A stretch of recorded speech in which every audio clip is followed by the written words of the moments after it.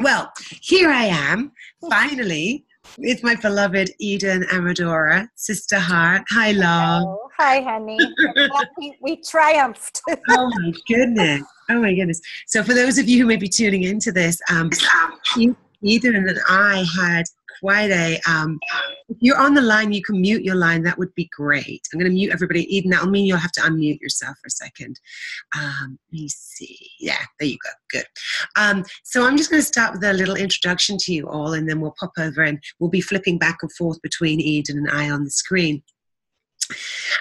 So essentially, Eden and I thought we'd come on today to have a conversation. You know, I've been talking a lot, as all of you know, in the last few weeks about the nature of temple and about the nature of priestessing in the world, and really the call for us those of us who are on the vocational path of priestessing, as opposed to just interested in the archetype, but really interested in what it takes to actually step into the world and priestess, what it really means for us to hold our own temples.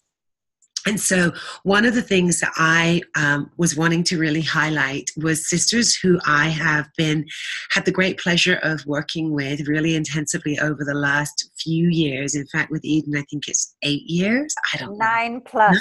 9+ years, a long time.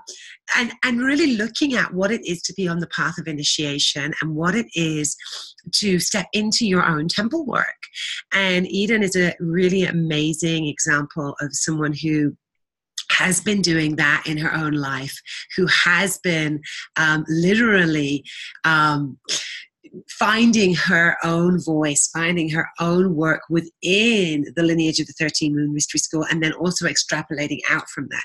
And so what I thought it would be really great to do is just have a conversation with you, Eden, about the path of initiation that you've been on, and about the work that you've been birthing into the world in your own temple as an example of that. Now, what you have to know is Eden and I been in the 13 Moon Mystery School for a really long time, and I had the great honor of happening to be Eden's initiator. In other words, Eden came through one of my circles, however many hundreds of years ago that was, as an initiate. And I have a very strong memory. In fact, I'll share that story in just a moment. The very first time that I met Eden and she came to sit with me. But fast forward throughout the years, and Eden has been a co-creator with me in the 13 Moon Mystery School and became an initiate in devotion in my circle and trained with me to become a focalizer, and is an incredibly powerful archetypal mentor and priestess sister on the path. And so we've had a long and illustrious history together throughout many lifetimes, no doubt. But what I'd love to do, Eden, is just to begin by speaking about what the path of initiation is, even for those who may be wondering what that even means. So why don't you go ahead and start talking into that, and then we'll go from there. It's a wonderfully profound question. I know, isn't it? Drop me into the deep end of the pool. Here we go. You know, we've had so many tech gremlins already this morning. Yes. Let's just dive into the depth. Right. So I can speak from my own lens and my own experience that being on a path of initiation is to hold a view that you are not just this little personality ego bumbling along in the world at the effect of everything, that you are a soul on a very mysterious journey of growth and quantum leaps of transformation. And when a soul should choose to wake up to this and then invite these kinds of deepening experiences into their life, or meet what we would call the initiations life gives us, those challenges, with a soulful willingness to look at ourselves deeply from a lens of how am I creating this? And how can I mine the dark for the gold? How can I embrace the whole shebang as a path of spiritual evolution? So initiations for me have continued to be what life cooks up always, as Mother, Divine Mother, is infinitely wise and intelligent. And then in the work that we are consciously deepening in, we utilize these beautiful archetypal containers, these cauldrons, these crucibles, to accelerate the initiatory process and create quantum leaps of transformation. So my path of initiation is quickened. As many of you probably have experienced working with Elaine Kalila for these years, I'm sure you know what it's like to merge with archetypal energy and to allow them to work with you on a soul level. So yes, the initiations continue, and with deepening surrender, we call it the lightning path of surrender in 13 Moon, where you start to change your whole orientation around challenges or discomfort even in your experience to a little more sense of humor. I know Kalila and I have laughed some pretty big belly laughs and tears rolling around the perfection of initiations as they arise naturally and organically in our lives. And just for me now to sit in a position, it's been several years, many years, that I've held others on their initiatory path, and to meet their curiosity, their wonder, their fear, their discomfort with so much love and an attitude of, this is great. This is really great. Now you're cooking in the divine fire. Now it gets good. This is where we shuck the small stories and start to really wake up to how powerful we are as co-creators of our reality. Mm-hmm. Mm-hmm. I'm smiling because in that place where you're just speaking, my love, is that there is this sense of the quickening that you're speaking about and being in the fire. And I think one of the most profound shifts for me in accepting a path of initiation has been this willingness to albeit sometimes begrudgingly. I won't say I always do it gracefully, because I don't. That would be a falsehood. But to embrace or find a way to be with the challenges that are uncomfortable in our lives, whatever they are, and whatever it is that we're being faced with in the moment. I think one of the most profound shifts when we step onto the priestess path is really the recognition that we are invited to be inside an alchemy in that moment. And the alchemy of this work is through facing into whatever adversity, through facing into whatever it is that we are experiencing in the moment, and being able to actually welcome that in some way. As I said, that is the work, is the ability to be able to actually, instead of pushing it away, rejecting it, or being angry with it, actually saying, okay, this is showing up in my field, in my world, and let me look to the bigger, we use this word, the bigger pattern overview. Let me look at it from the bigger lens. So I would love to hear from you, because I know that, we've been in the 13 Moon Mystery School work for a long time together, and both of us have been developing our own work in our own temples. And what has, because I know that there's this new body of work that you've been developing called the Sun Heart Initiation, and I'm curious as to what the foundation of that, what's the personal drive been for you to bring that body of work forward? Because I think that that's really part of what's curious to me on the priestess path, is we're all here to bring forward some kind of medicine to the collective. And so what is the medicine that you've been particularly called toward? Yeah, it's a wonderful awareness that's come in the last, probably we're going on a good year and a half. It's been a process, a long going process that was, pointing to it in lots of ways, mostly through my own suffering and discomfort and resistance over the years. Basically, this metaphysical truth that the wound contains the blessing and the shadow contains the gift. And my body of work that I'm most passionate about sharing with others, and especially in the collective feminine, is born from my own journey into the underworld and the dark night of the soul that I had, really, when I get transparent around it, around my very last, I'll call it ring pass knot initiation, with transmuting shadow patterns with the masculine, with men. And my life was flowing and beautiful. I was teaching. I had very wonderful relationships with women. And I found myself still creating a lot of drama and karma and suffering, experiencing it and co-creating it with the masculine for years. Mm-hmm. And Kalila has, witnessed me and held my feet to the fire around patterns of fantasy addiction, love addiction, hiding, resisting, avoiding, denying the truth that I was still not in my sovereignty when it came to the reflection of a sacred other and beloved relationship. Again and again, I'd swing from one extreme to the other in this kind of funhouse mirror curriculum of crazy train between being with very anxious, very troubled men that would somehow have this very wrathful energy that I would dream up, or very avoidant, ambiguous, mixed messaging men that I couldn't seem to wrangle and get a secure hold on.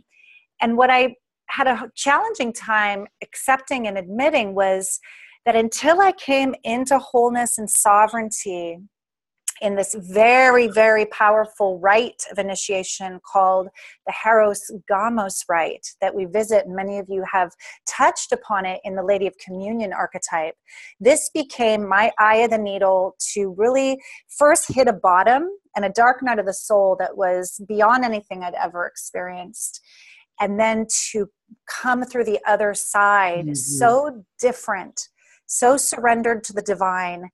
I had a mystical assimilation, grace pretty much came in. And when I really released the pattern of my own shadow masculine behavior and shadow feminine and all the blame and the rage and the toxicity and the victim consciousness, I was delivered into this freedom that now has changed my life so profoundly. That initiation, I'm happy to say, I finally made it to the other side of that. And I know it's taken many, many, many years that Kalila was lovingly kind of asking, are you going to do that again? Are you really going to do that again? Yeah. Do you see the larger pattern overview? Are you really? So Sunheart was born from my own walk through the underworld. Like a lot of shamanic teachings, once we tie that wound bundle, we don't speak about the story from the position of victim anymore. We use it as a shamanic teaching tool. So that one bundle has been tied tight, tossed into the ocean of divine love for me. And now I'm really passionate about sharing the pieces that I've collected, those soul fragments, those practices, and having a really beautifully embodied, direct knowing of what it feels like to transmit now from my temple. So this is what the Sun Heart's about. It is about coming into communion with that beloved within and radically transforming not only our relationships with the masculine, but our inner masculine and feminine imbalances in such a coherent, precise way. A lot of practices, a lot of tools, a lot of focus on that inner marriage work. So let's step back for a moment, because I kind of want to bring this epic patterning that you went through back down to kind of like our nitty-gritty every day. So when you're talking about the Sun Heart initiation, you're talking about the fact that we as women or as men, right, spend a lot of our time projecting outside of ourselves, looking for a completion, looking for somebody to complete us. So can you speak more into that? Because I think that is a painful journey that many of us have been on. Like we're looking for that somebody that when we just find that somebody, we'll meet the one, right? Yeah. The one, the elusive one. So let's talk into that a little bit as part of our addiction, part of what we are, almost socialized and enculturated to be on this journey. And I know that this has been a big part of breaking the kind of busting a myth for you. Absolutely. If anyone else can relate to that. So I'd love to hear you speak into it from like a real kind of like, down to earth way of like, how does this really look? Yeah, well, it looks like ever since we were little, and most of us probably watching are women, so I'll say ever since we were little girls, we were fed the spell, like the Disney princess spell, that if we're pretty and nice and sweet, yeah, we'll be like the damsel in distress archetype. We can be rescued and swooped up by this white knight archetype, and the prince will come. And then there's those of us that went, well, screw that. I'm going to be more of the man than the man, and I'm going to save myself, and I might carry a few of those guys along my back on the way, and there's this Any those out there? Yes, I've done both sides of this pendulum swing where we either play out this like overly adrenalized, pushing, hyper masculine version of I'm going to get love and get kudos in the world if I'm more in my masculine energy, and then at the cost of that deeply nurturing, feminine, intuitive flow that when we know when we're there, how our lives really come back into the magic and the mystery in a better way, in a big way. And then there's others who are swung out of balance thinking, if I only find that one to complete me, my whole life will feel like heaven on earth and everything will fall into place. And that illusory romantic love projection that I'm so owning that I was looking for my sexy Jesus. I was looking for my Superman. I was looking for my Prince Charming and my lion. And I wasn't owning that in myself as a woman in a very feminine body, a very feminine expression. As a female, I still was terrified of my own power, didn't have the discernment needed to really honor myself because I kept projecting out that honorable, noble, some elusive, idealized romantic lover was going to come and do that for me. And then I would feel safe and I'd feel loved and my life would be amazing and complete. And I got to hit a really big bottom around that. And I've woken up to seeing how our pop culture perpetuates this myth. All our songs perpetuate this myth. Media, movies. We are entrained and ingrained with the romantic fantasy spell collectively. And it's a huge addiction. It's like, oh, buy this, spend this money, and then you'll find the one. It's a really big part of advertising. We're all kind of in that treadmill of just thinking that's what I need, that's what I want, and then I'm going to feel whole and good. And Sunheart is about busting these myths and becoming what I like to call a holy rebel that is no longer willing to entrain into this level of disempowered, false, illusory storytelling. We're writing a much bigger story for ourselves. And for the collective feminine, one of the greatest patterns in the wake of the Me Too movement that I've felt is now arising for planetarily for us to really rise together in wholeness and real power is to bust the collapsed shadow of indulgence and victimization. That means where we complain and blame and get caught in loops of perpetual rage against the masculine, because it continues to perpetuate these splits and the war that isn't real. It's a war of separation and consciousness that we've been entrained into since the dawn of time here. So this is the age, I like to call this the age of the heart. And therefore the sun heart is about that dawning, that awakening to see, wow, I am neither a victim nor a rescuer. I don't have to rescue. How many times have you who are watching found yourself feeling like the healer, rescuer archetype that's going to save that man, and then when he's healed, finally, he's going to show up for you? And we leak so much energy and dreaming power in that fantasy, right? So yes, we've been enculturated with these painful myths that create a lot of suffering, a lot of competition, comparison, separation in our collective feminine, and a lot of separation, blame, and warring with the collective masculine. Never quite feeling safe, never feeling met, until we find that deep honor, that deep wholeness within. So I wanna just speak to something here, because I know, when you're speaking, Eden, you're so eloquent and you're so beautiful, and everyone's sitting here thinking, wow, what does she know? She's got everybody she could ever want. I mean, really, come on, right? I mean, but there's a reality to that, and I've worked with you for a really long time around this, and I know the shadow side of the beauty industry, and the shadow side of having been an international runway model, and the shadow side of all that brought to your life. And one of the things I want to speak to and just sort of bring out into the open a little bit is that there's this notion that that because you look a certain way, you haven't experienced this kind of suffering around love, because it's very hard for those of us who may be looking at you and going, well, what do you know about that? And so I want to just share with you that I had a front row seat with Eden for many, many years. And I know you don't mind me sharing this, I don't. really, for many, many years, a long, long, long time, until really the last year. Right? It's been really recent that you've had this breakthrough, and that you've been able to bring this work that you're now bringing forward to the world with a level of integrity, because you actually had to really come to a dark night of the soul. And I know that for many of us, when we're wrangling with that shadow material, there's a lot of shame that comes up, right? That we're still doing that frickin' thing.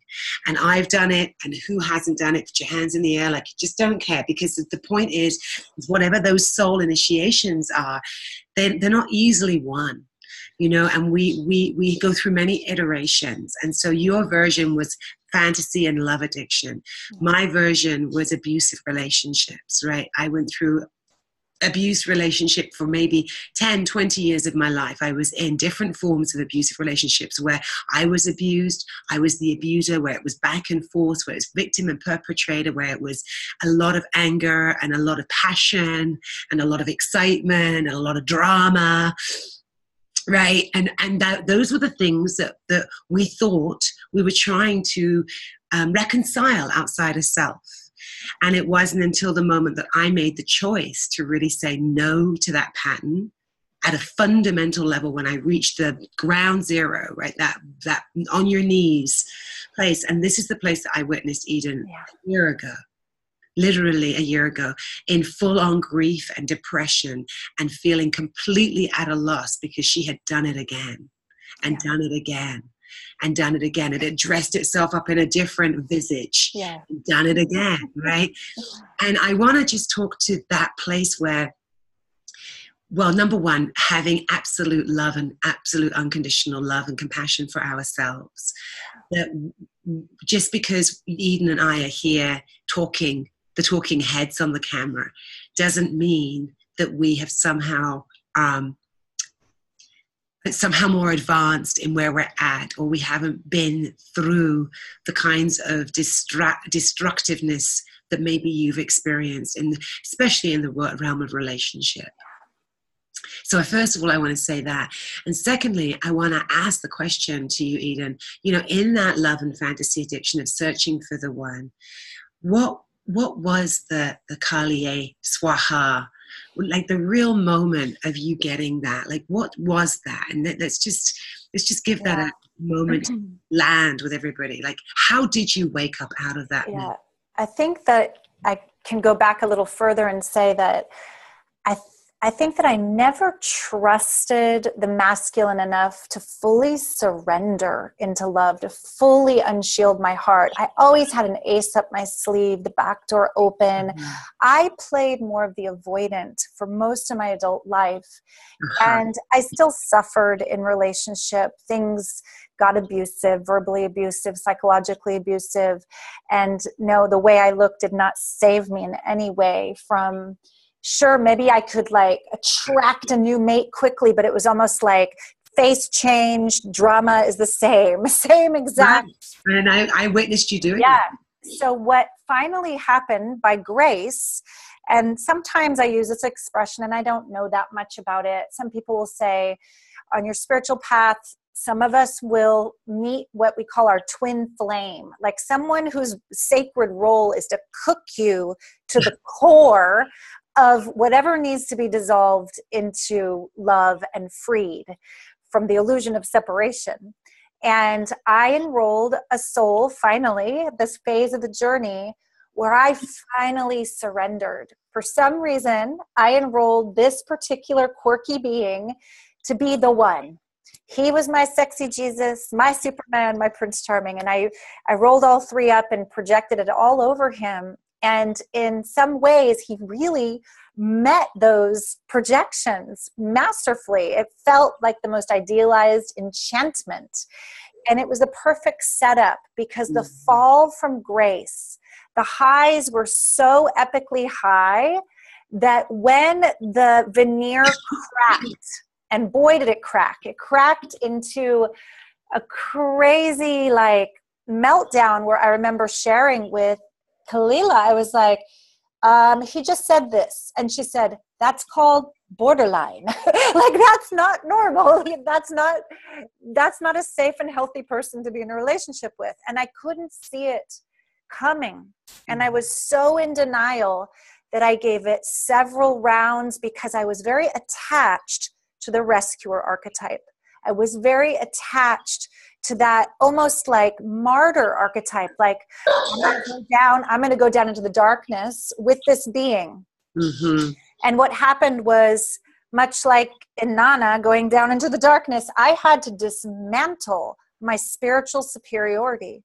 I had to dismantle so many illusions and fantasies about what love really even is. Mm-hmm. And in the dark night of the soul, ironically, after almost 10 years in a divine feminine mystery school, praying only to mother, I laid in my bed on a sleepless night, 4 nights in a row of like burning through rage in the wake of the Me Too movement, collective feminine rage, mistrust of the masculine, hating my ex, wanting to almost have revenge fantasies. Like, I had to touch some of my core darkness that I had been in, bypassed, spiritualized, angelic, like, oh, I would never think those thoughts. I went there.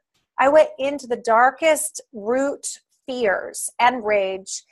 And then at the bottom of the well, I actually found myself praying to God, the Father, for the first time in I don't know how long, since I was a little girl. And it was strange. And I kind of said, I don't even believe you're real. I don't even trust you. I found the core wound of separation and rage against God in that state.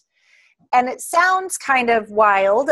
And I'll say that in that moment, I said, if you're real, show me what I need to see to pull me through the keyhole, because I cannot keep suffering like this. And what I was shown was much like, supposedly when we die in a Kamaloka, that's like a life review, we can see the harm we've caused, the pain we've caused others. Mm-hmm. And I had like a flash of that come in grace. I was shown all the ways that I have belittled and castrated and shamed men. I was shown my own narcissism. I was shown my collapsed feminine. I was shown the ways that I had been out of alignment and not loving and not who I thought I had been in my spiritual bypassed arrogance. And it was humbling. And there was a sense of landing in a sobriety. And it was an awakening experience. A lot of us think, oh, we'll have enlightenment. We'll wake up and it'll be like, oh, la, la, la. It's not. It's like we really are being asked to get sober and fully hear in a body and feel.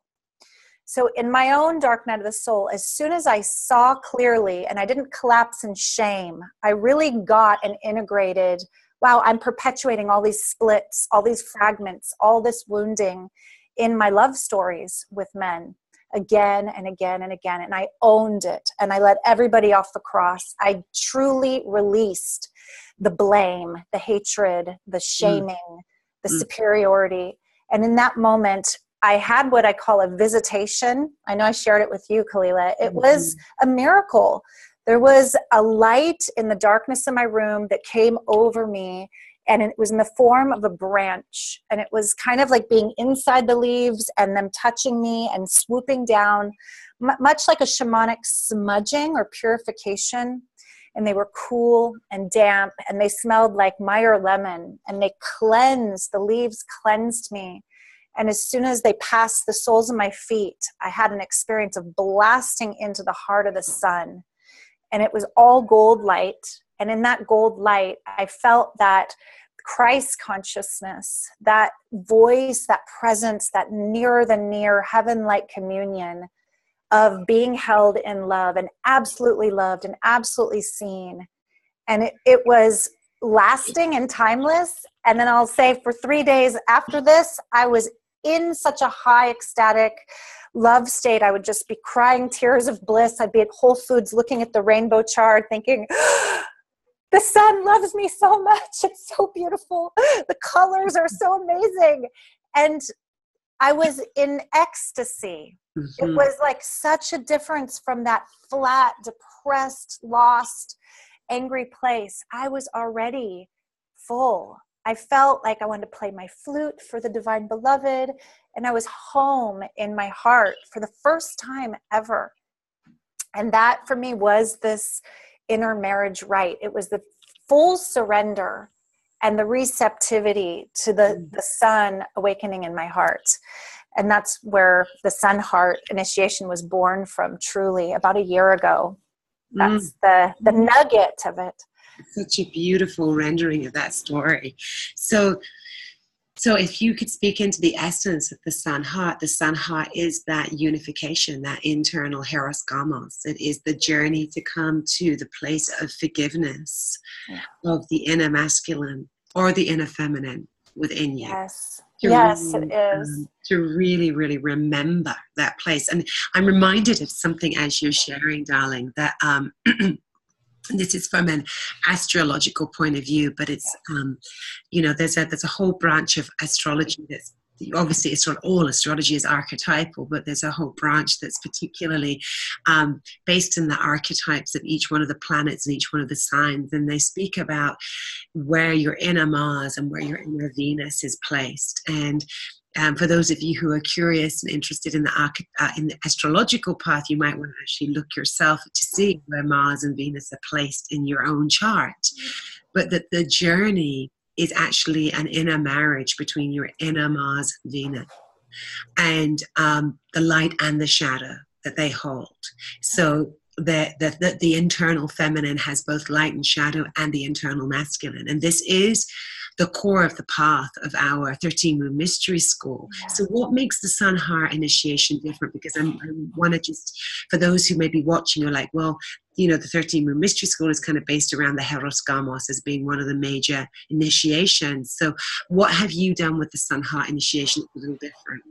So deeply embedded in the archetypes, we have embodiment practices, sacred geometries, and there's ways that they're deeper into the training. There's a way that this communion is embedded in each of the archetypes.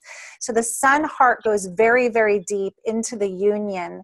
And even though we use some of the same, what would appear divine feminine archetypes in the beginning of the journey to create the foundation, the safety, the compassion, to do that great forgiveness work that's necessary, we go much, much deeper into the weaving and the embodiment practices and the inner kriyas that help us actually have a felt knowing, a direct knowing of these parts of ourself.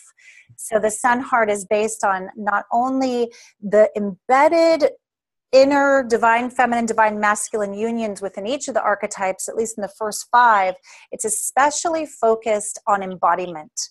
Embodiment, we use a lot of sound, a lot of inner kriyas. I come from a very yogic, shamanic background before coming into 13 Moon. So this particular temple will invite us to have a deepening communion with the body as the temple. And it is in a way that inner marriage of body and spirit, even as much as we're thinking of it as balancing masculine and feminine, which you can kind of feel almost on this plane, like the left side and the right side, it's also equally about that divine primal communion. And so much of my own gnosis lies in that tantric area, that white tantra around deep kriyas. That's basically inner yogas that help us come into union. So that's a big focus of the Sun Heart Temple. Beautiful. And I just want to honor the work that you're doing, love, in terms of the evolution of the work that I've been witnessing you in the last few years, and how this particular temple, the Sun Heart Temple, has been birthed from within you and from the path that you've been so deeply initiated in. really and truly. So I know that there is an upcoming training that you're offering, correct? Let's talk a little bit Yes. about that. Tell us about what you're offering, and then I want to let people know how they can find out more about Thank that. you. So there's a 13-week journey with me coming up. We dive in for our first temple this Friday, April 19th. And it is a deep, deep journey, like I said, into this divine union, the Heros Gamos rite. That's what we're working towards and what we really amplify in this work.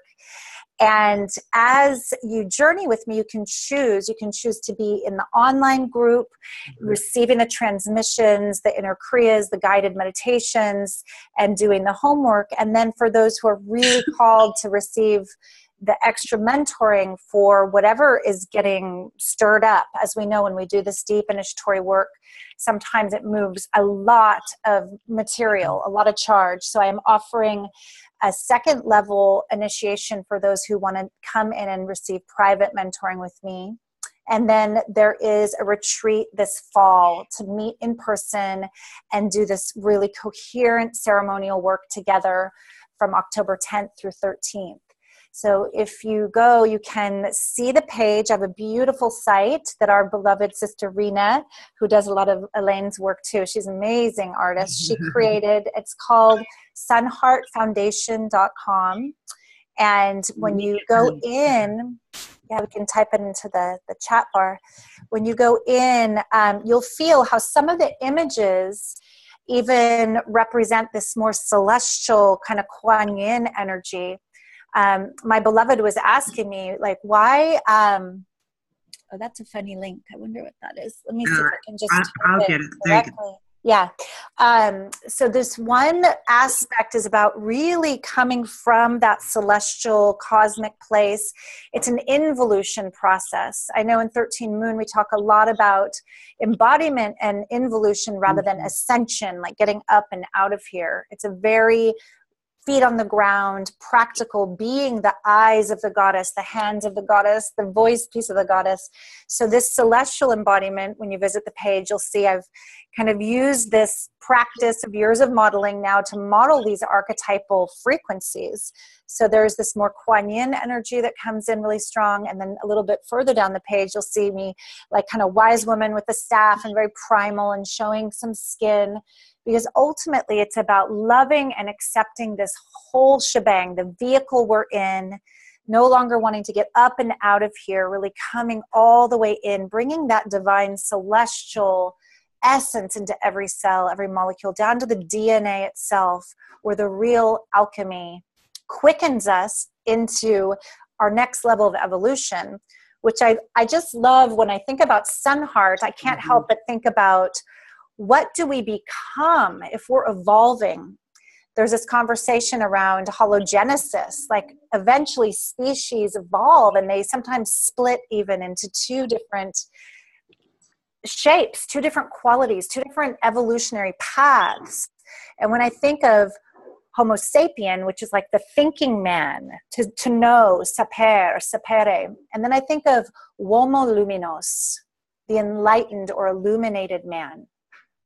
It's really about this heart awakening. It's about that light dawning from within, this quickening down to the cellular DNA level where we evolve. We evolve into our gifts and our cities, those higher octaves of who we've come here to be. So that's why I'm so passionate about this work and love it so much. Love it. Love the alchemy. So I know that this is starting when, Eden? It's starting soon. It starts Friday the 19th. Yes. Okay. So I decided, because I had some little technical wobbles, as we know, we've been through them recently. So my shopping cart was closed one day due to technical difficulties, so I'm keeping it open one day longer. It was going to close the 17th, but we're going to keep it open to the 18th. That way, if you're feeling the call, you can check out the site. If you want to go deeper with me in the mentoring, embodiment work, then you can fill out an application and book a call with me. And we have time to meet and to jump on a phone call. I know that the Priestess Presence community, we also have a special offer that's not available outside of our community. And I'm actually going to click and paste it right here in the chat window. And so, Eden, can you explain what that is? Yeah, thank you for remembering that. So for Elaine's community, for Kalila's beautiful community, which I know and love so much, I wanted to make it even more of an easeful, graceful entry. So I created a devotion code. And these coupons, you can do one full payment, devotion one, on any of the levels. So it's not just the higher end package of mentoring or the retreat. It's even the online temple. If it helps you to come in to feel like I can do that, you can also break it up into 2 or 4 payments. So here it shows the different codes depending on whether you want to make 1, 2, or 4 payments. Brilliant. And it's a significant amount off. It's a $200 scholarship. So instead of, in her generosity, instead of Kalila saying, let's do an affiliate split or something, she was just like, I want to offer this to my community. I want to support you, my love. Let's make this easy for them. If they're ready for this deep intermarriage dive and this deeper embodiment dive with you, then I want to make that easy for them. So the way you would do that is you literally would go to the Sunhout Foundation and you'll click on the button to do the version that you want, whichever level it is. And then when you get to the order page, if you want to pay in one lump sum, you'll do Devotion 1 as a coupon code, or Devotion 2 or Devotion 4. So you're going to make sure to enter that code in, and then that will retabulate and recalculate what the actual final price will be. And you'll get to see that. I went and tested it out. So it does work. Yay. Thank goodness. The technical gremlins are gone. I know. So I, as you know, everyone, I'm strongly in support of Eden's work, not just because she's an incredible focalizer of this material, but because I've had the great honor of being a very close sister and a very close friend and heart sister with Eden for many, many years. And I've got to really see the integrity of this work grow. And I don't spend a lot of time endorsing other people's work, because I really do have extremely high standards about the kinds of work that I think is valuable. And I absolutely trust Eden with my own heart. I trust Eden with my own back. And so, I've had the great privilege of sitting in many, many, many circles with Eden. And as I said, if this is something that's feeling as a resonant call to you at this point, I would absolutely invite you to step in and experience her. Chloe just wrote, I'm so excited to have stepped in and love and like the hearts and love and link of hearts between you both. It feels very present. It feels very special. Yes, it is. And that's part of, the joy that we bring to each other's lives. And hopefully sometime soon in a reality near you, Eden and I will be doing something together. Yes. Maybe 2020 we'll get it together. So good. It's so fun. It's so juicy when we get to hold space, especially in person together and play and go really deep. So I look forward to that. 2020. Let's just put it out there. Yes. I'm going to create a retreat in 2020. There we go. In a reality New Year. Yes. Reality New Year. Well, maybe not a reality near you. Maybe it's a reality you're going to Maybe you have to fly, but we could all fly somewhere beautiful together. We were doing this amazing retreat in Hawaii on the Big Island before Pele kind of devoured that side of the island. So we'll see if that's in the cards again. Oh my goodness. Everything that we've grown and brought in since. Yeah, so that's a good expression of the primal beauty and the combination of all of that together. So I will just bow to you, Eden, darling, and I will post this onto the Facebook page so everybody can actually get to see it who might have want to come to the live. I feel so much more stable on the Zoom. Yeah, me too. Good luck with this journey, darling. I really, really, really want you to be so successful with this for your own heart, but also obviously for the power of the work that you're putting out there into the world. And so, bless Thank you, my love. So much love to you too. Thank you so much. Okay, love to you all. Bye, everybody. Love you. Bye. Bye. Bye bye.